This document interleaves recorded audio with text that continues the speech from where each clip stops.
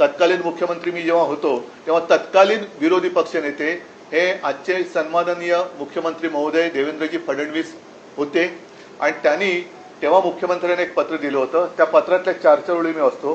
16 October 20 त्याच्यात त्यांनी म्हटले की परतीच्या पावसाने मराठवाडा आणि विदर्भातील अनेक जिल्ह्यांमध्ये अक्षरशः हाहाकार माजवला. शेतकऱ्यांचे अतोनात नुकसान झाले आहे. मदतीसाठी तो आर्जव करत आहे.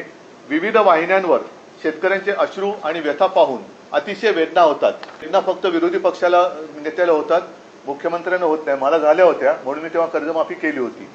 पण राज्य सरकारला अजूनही पाझर फुटायचे नाव नाही.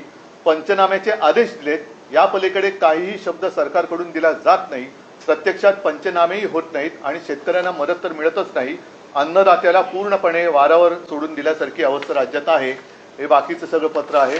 आता त्यातले शेवटच्या ज्या 2-3 ओळी आहेत, 2च, की नुकसानीची व्यापकता आणि सार्वत्रिक झालेले नुकसान पाहता तातडीने ओला दुष्काळ जाहीर करून दुष्काळाच्या निकषाप्रमाणे ही मदत दिली गेली पाहिजे. आपण तातडीने लक्ष घालावे ही विनंती. आपला गिचमीड देवेंद्र फडणवीस.